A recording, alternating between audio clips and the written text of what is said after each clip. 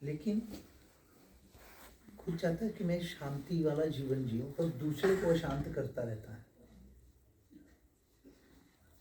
मतलब खुद शांति का बहुत ज़्यादा इसको होता है कि मेरे जीवन में मुझे शांति मिले, मुझे सुख मिले, मुझे खुशियाँ मिले, मैं संपन्न रहूं, मैं प्रसन्न रहूं, मुझे कोई दुख ना हो, लेकिन दूसरे को दुखी करता है,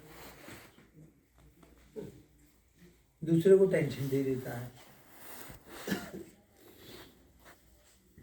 किसी बात की कोई थोड़ी सी बात होगी तो आपस में लड़ जाएंगे, परेशान हो जाएंगे, कोई बात को लेके कोई बतंगड़ बन जाएगा, कोई कुछ हो जाएगा।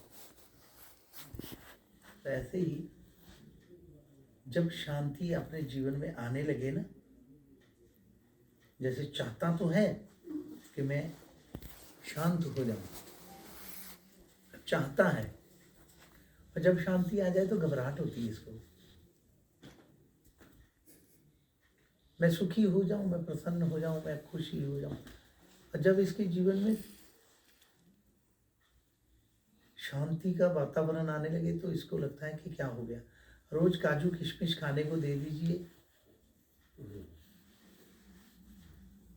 मलाई दो, मलाई खाने के लिए मलाई दो व्यक्ति को, खूब मलाई दो, मक्खन दो, घी खाने को दे दो इसको, ले महंगी चीज़ है और स्वाद वाली है, खा। काजू बादाम किशमिश दो और इसको रोटी दाल चावल मत दो। तो कितने दिन, सुबह से शाम तक ही ये एकदम घबराहट में आ जाएगा। और 2 दिन खाना पड़ा तो लगता है कि उल्टियां कर जाएगा, ये हो सकता है, नहीं रह पाएगा। रोटी कहेगा मिर्ची वाली चटनी दे दो, थोड़ी सी नमक डाल के दे दो बढ़िया वाली, भले हम वही मंजूर है, और रोटी चाहिए, फुल्का चाहिए, चावल या दाल या जो भी है रूखा सूखा ही मिले, लेकिन रोटी दे दो, चटनी के साथ दे दो, थोड़ा नमक पीस के दे दो। ऐसा ये है व्यक्ति, मांगता सब कुछ है, लेकिन जब जीवन में उस प्रकार की कोई प्रसन्नता या खुशियां आने लगे या कोई चीज़ आने लगे तो ये सब कुछ भूल जाता है। इसके पास समय नहीं होता, टाइम नहीं होता, कहता मैं बहुत बिजी हूँ, ऐसे बोलता है, मैं बहुत बिजी हूँ, आज व्यस्त हैं, टाइम नहीं है हमारे पास। टाइम तो क्या किसी के पास भी नहीं, टाइम तो किसी के पास भी नहीं है, किसी के पास भी नहीं है।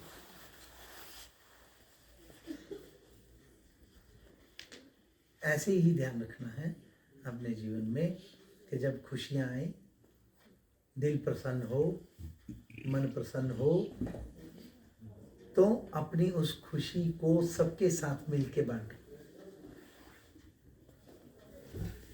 खुशी को सबके साथ बांटो, प्रेम से सबके साथ रहना है। मन प्रसन्न है, हाँ, तो सबके साथ प्रसन्नता जाहिर करो। दिल खुश हो रहा है, हाँ, तो सबके साथ खुशी बांटो। तुम्हारे पास कुछ मिला, तुम्हारे पास कुछ है तो वो बांटो, मिलजुल करके बांटना है और खाना है। जैसे गुरु ग्रंथ साहब जी में साफ बोला है, कृत करो और बंड छको।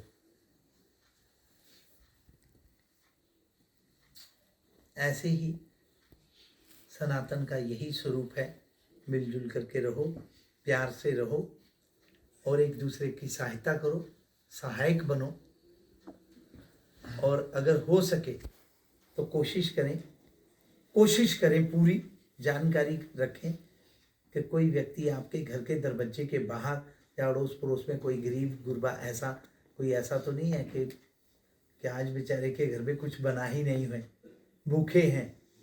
तो अगर ऐसी कोई आप लोगों को सूचना मिले या कुछ अगर ढूंढेंगे तो मिल जाता है, पता चल जाता है। तो मदद करनी चाहिए, इस पे कोशिश करनी है।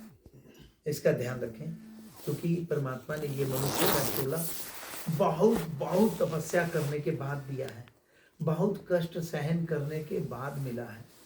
बहुत कष्ट सहन किए होंगे, बहुत ज्यादा तपस्याएं की हैं, बहुत ज्यादा, इतना आसानी से नहीं मिला हुआ है ये चोला मनुष्य का इतना आसानी से नहीं मिलता है।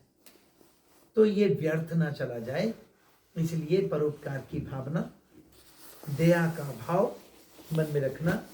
अपने लिए, जैसे शास्त्र में स्पष्ट कहा है, संत महापुरुष कहते हैं कि अपने लिए त्याग करो। आपको अपने लिए क्या रखना चाहिए? बोले त्याग वृत्ति, त्याग करो। और दूसरों को उदारता, दूसरों के लिए उदार रहो कि इसको मदद करनी, इसको दो, इससे इसकी ये सहायता करनी है।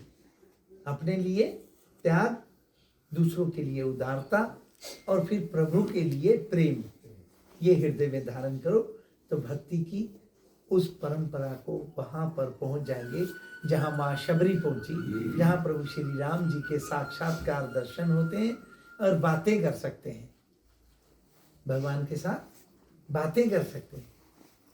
अगर ये सब हमारे जीवन में हो सकता है तो ख्याल रखना है, ध्यान रखना है, अपने आप को कोशिश करो निर्मल मन बने, किसी का कोई बुरा नहीं सोचना, किसी का बुरा ना हो, अपने से तो बुरा हो ही नहीं, कोशिश करिए, नहीं तो ये सारा लेखा जोखा अपने को भोगना पड़ेगा, बहुत बहुत कष्ट होगा, बहुत परेशान होंगे।